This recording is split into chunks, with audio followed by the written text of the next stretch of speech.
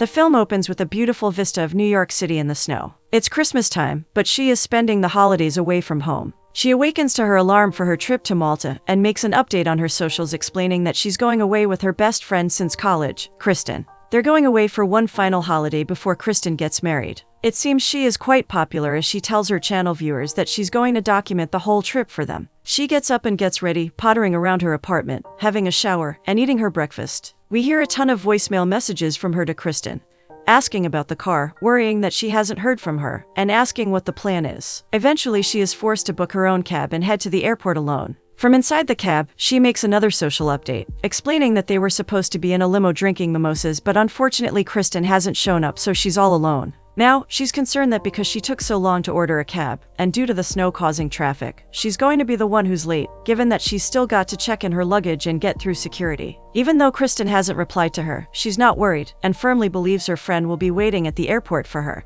And there was probably just some confusion because of the weather. They've been planning this trip for over a year and a half, so there's absolutely no way in hell Kristen's going to miss it. Right. At the airport, Kristen calls her and apologizes. She got into a fight with her fiancé about the trip, because he doesn't trust her going alone with her friend on a girls' holiday so far away. It turns out that Barnaby, Kristen's fiancé, hates she, and this has been a major issue between the couple for a long time. Kristen's not coming because she can't leave when he's angry, and she's worried it will be a deal breaker for her marriage. She is irritated that her friend didn't call her and let her know sooner, so she could have canceled, but then has a change of heart and decides she's going to go anyway, even if it means she'll be alone. This trip is the only thing she is going for her, and she's not going to just forget it and let it go. As she marches determinedly towards the gate, not letting her friend's absence ruin her plans, two men walk behind her. They're arguing. One of them, Mike, is trying to persuade his big brother to come on the trip with him, but his brother Daryl doesn't want to go. It should have been his honeymoon, but it seems like his would-be wife left him at the altar, and although he was going to go on the trip anyway, he's now having second thoughts. Mike urges him to go anyway, because he deserves this trip, and he's agreed to come with him and booked the time off work for it. But Daryl doesn't want to, too weighed down by what happened with his fiancée. He tells Mike he'll have to go alone, if he wants to go. Mike isn't sure, because he doesn't know anything about Malta, but his brother hands him the itinerary, and after a small argument at the gate, Mike finally agrees, on the basis that Daryl wants to spend Christmas with their mother. Meanwhile, she is in the bathroom, making a final social post explaining that Kirsten isn't coming, in the end, but that she's still going and will be documenting her travels for her followers all the same. She heads out and gets to the desk just as the brothers finish arguing. But unluckily, because she took so long to get there, it seems that her seat has been given away to a standby passenger. She panics, but Daryl takes pity on her and offers her his seat, given that he's not going to be flying anymore. She is extremely grateful and accepts his ticket, then makes another social post, explaining that a handsome stranger gave her his seat and she's now finally on her way. She makes another update in the air, excited because Daryl's ticket was for a first-class seat. Mike, next to her, complains at her constant recording throughout the flight, clearly irritated that she's making so much noise. She giggles at his irritation, then makes another post from the bathroom about Mr. Personality not liking her making videos from first class. They land in Malta on a beautiful sunny morning, and she makes another video update talking all about first class and apologizing for the behavior of the man beside her, thankful that that's the last they're going to see of him on this trip. She steps out, though, to immediately see him once again in the corridor, carrying both his and his brother's luggage. She calls out to him and he stops, confused. She asks him to thank his friend for her, but Mike isn't in the mood for talking, and after a minute he cuts the conversation short, causing she to call out a sarcastic Merry Christmas after him as he walks away. It seems, though, that no matter what happens, Mike can't escape from she and her incessant videos. As they wait for the minibus on opposite sides of a small pillar, she is making yet another update, and Mike is banging his head against the wall in total frustration at her constant noise. He's already pissed off that he had to come on his own, and doesn't really want to be there without his brother, and now he can't seem to get away from she. He wheels away to wait in another spot as she laments once again her poor luck at having to sit next to him on the plane. Unfortunately, there's only one seat left on the minibus as well, and Mike reluctantly moves up to make room for her. Thankfully, she refrains from making any more videos in transit. She stops to tip the driver and he teaches her how to say Merry Christmas in Maltese. Mike is also in the same hotel and heads up to his room with a black look on his face, moments before she arrives at the desk. As they interact with the staff and people around them, it's clear that she has a much more friendly, upbeat way of dealing with others, trying to make the best of the situation, while Mike is still in a terrible mood that Daryl isn't with him. She is greeted at the hotel by a box of champagne that Kristen has ordered for her as an apology, and she uses her newly found Maltese greeting on the receptionist, who enthusiastically assumes she speaks fluent Maltese. She arrives in her room and texts Kristen to let her know she's got there safely, and that her friend is missing out, because it's beautiful. After unpacking, though, she's unsure what to do with herself. Mike, meanwhile, is in the honeymoon suite, texting the exact same thing to his brother, then lying back on the bed with a sigh. They're both feeling lonely on their Christmas trips, and although they're both in the same situation, they're clearly handling it in very different ways. Day turns to night, and thankfully our protagonists are not apart for long. Mike is brooding at the hotel bar when she joins him there and asks the bartender to surprise her. While he's away preparing her drink, she addresses Mike as 9 degrees Celsius, the seat number he was in on the plane, and once again tries to make small talk, but he cuts her off completely, uninterested in having anything to do with her. She shakes her head as the bartender brings her back the national drink of Malta, the Maltese Falcon,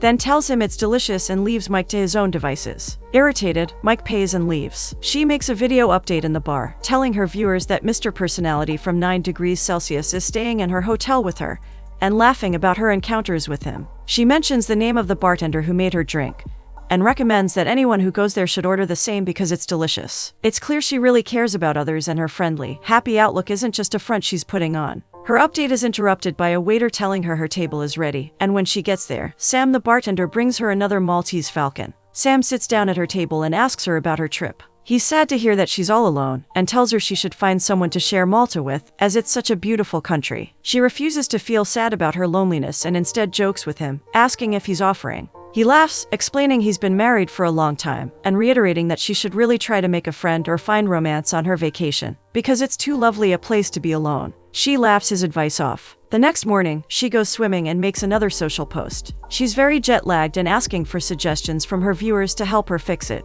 She says she doesn't know how to swim, so she's just standing in the shallow end enjoying the water. She explains she's going to get breakfast, then take a hike up to Crystal Lagoon, and will share her trip with her viewers. At breakfast, Mike is there drinking orange juice, and she tries once again to make conversation, calling him out for his unfriendly attitude. Mike finally explodes and tells her that his brother was left at the altar, and he's there on someone else's honeymoon. She feels sorry for him, realizing that the brother was the one who gave her the ticket. She tries to cheer him up by telling him that perhaps he was meant to be here for a reason, but he bites back with sarcasm that he's spending Christmas alone in another country in the year his dad passed away. She kindly offers for Mike to come with her on her hike up to the lagoon, to take his mind off things, but Mike flatly refuses to accompany her, determined to stay miserable rather than making the most of his vacation. Despite himself, though, he's been drawn into her conversation, so he turns around and asks her what her story is. She shrugs and explains about Kristen's situation, and Mike comments that it sounds very much like Barnaby has severe trust issues, and Kristen should run for her life. Marriage isn't worth it. He vehemently explains that his brother's fiancée ran off with a groomsman.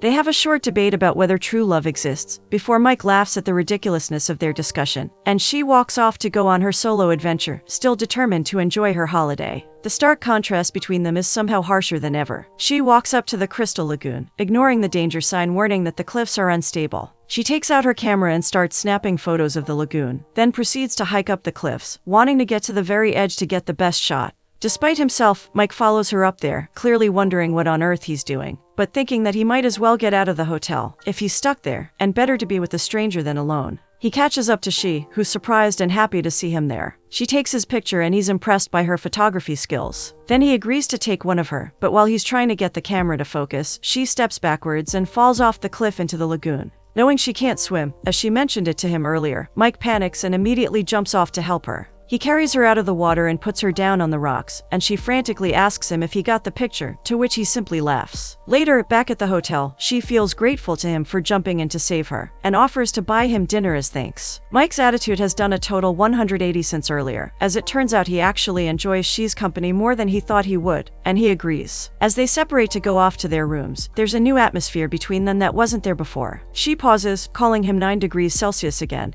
and asks him if he has a name. He stops, smiles, affirms that he does, indeed, have one, and walks off without telling her what it is. She takes one last look at him as she enters the hotel, more interested in the mysterious stranger than she really wants to admit. In her room, she makes another video update to her viewers, explaining that 9 degrees Celsius showed up to her sightseeing trip, despite her expectation that he'd decline her invitation, and when she fell off the cliff, he saved her. She talks to the camera, coming around to the idea that maybe 9 degrees Celsius isn't as much of a jerk as she thought he was initially, and that she's actually excited for their date later on. It's clear that, at least from she's perspective, she's caught up in the romantic air of Malta and is starting to think about Mike in a whole different light after his fairytale actions in saving her life. Meanwhile, Mike is on a call with Daryl, who's feeling apologetic about leaving him at the airport. He heads up to the roof of the hotel to talk in the fresh air, and she emerges behind him, unbeknownst to him. She spots him while taking pictures and casually eavesdrops on his conversation. Mike explains everything that happened that afternoon, and Daryl initially doesn't believe him, but becomes amazed when Mike explains that he really feels a connection with this girl. She's special to him in a way he can't describe.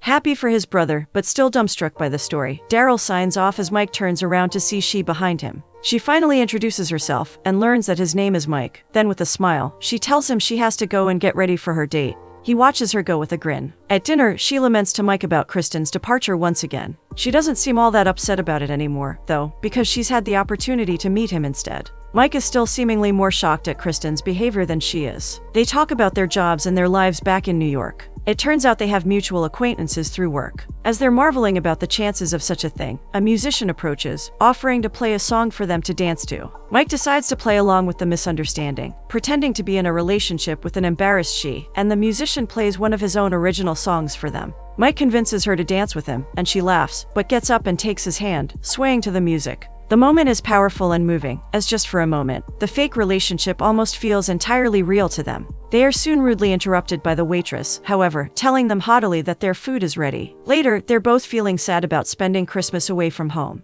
Mike asks her what she's planning on doing for Christmas Day, and summons up the courage to question whether she would like to spend it with him. She shrugs and suggests that the two of them spend their whole vacation together. After all, she'd rather not do all the touristy stuff alone.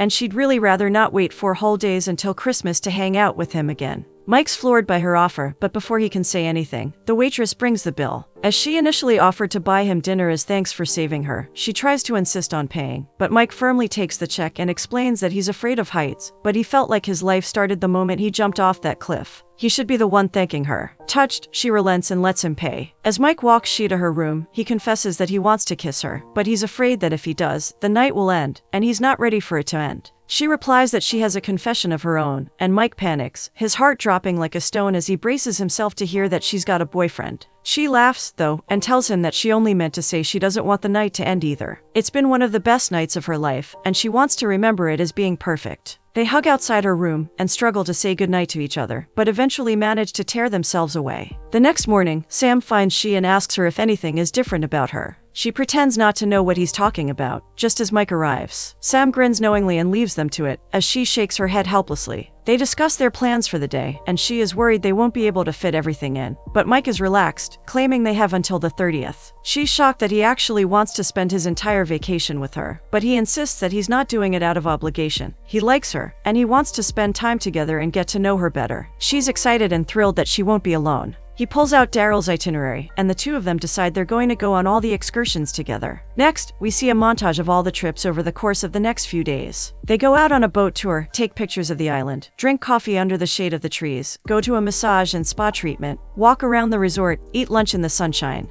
Mike pauses outside her room, agonizing over whether to knock and try to take that next step with her, but eventually walks away. They drive up to the Red Tower together, at the peak of the island, chatting and laughing, and it's clear that the romantic magic of Malta is working. They're really beginning to fall in love with each other. She falls asleep on his shoulder on the way back to the hotel, and he puts an arm around her protectively. Then, she is agonizing outside Mike's door, trying to decide whether to knock, but ultimately also decides against it. They're both afraid to burst the beautiful little bubble they've created on their island holiday. They share ice creams, Mike rubs sunscreen onto she's back, then they have cocktails on the terrace and walk through the vineyards, and Mike takes a chance and grabs her hand. Later that day, they're relaxing with a glass of wine and she expresses that she wishes they never had to leave Malta. The vineyard is beautiful, her favorite part of the entire trip, and she declares that one day she wants to be married there. Mike jokingly requests that she thinks of him when it happens. Then he stands up and asks her, once again, to dance with him, the same as he did in the restaurant. The two share an intimate moment, surrounded by the greenery and drunk on the exquisite wine, and the growing feelings between them. After dinner, they're dancing in the hotel, and it's clear she is extremely drunk from the wine. She begs him not to stop, and even suggests seductively that they spend the night together, but Mike's more level-headed and knows it would be a bad idea when she's this inebriated. She laughs and plays around all the way up to the rooms, calling him Mikey like Daryl does, and babbling nonsensically, which Mike finds extremely endearing. In her drunken state, she admits that she finds him cute, then tries to swipe her ID card in the door instead of her hotel key. She insists he carry her into her bed, or she won't be able to sleep, and shaking his head, Mike picks her up and hauls her inside, dropping her on her bed. She tries to get him to stay, pulling him down with her, but Mike's worried that she's had too much to drink, and doesn't want to ruin what they have. For a moment, she is worried he's putting her in the friend zone. But he laughs away her concerns and simply explains that just for tonight, he wants her to go to sleep. She still tries to insist on a kiss, but Mike dodges her requests, kissing her forehead, and her nose, then her cheek, but refusing to do what he knows she wants, because he's too afraid to break the spell that's binding them together. The next morning, she awakens to a call from Kristen, who's wishing her a Merry Christmas at midnight NYC time. They chat, and Kristen shows her concern about Mike, given that he didn't sleep with she last night when he had the opportunity. She's worried that he may have someone back at home that he's not told her about. Although she defends him, it's clear that Kristen's got in her head, claiming Mike could have fabricated everything he told her, and that she doesn't know who he really is. Annoyed that Kristen is ruining her Christmas, she puts the phone down, but it's too late. Her mind is already turning over the possibility that Mike isn't into her, and she decides to head home. Mike knocks on she's door later that morning, but she doesn't answer. He runs downstairs and finds out from Sam that she's checked out early. Frantic, he asks Sam to set up the surprise that he'd planned for her a little early, and eager to see the two of them work things out, Sam agrees. Mike chases her outside and tries to convince her to stay, but she's so embarrassed by what she did the previous night that she can barely face him.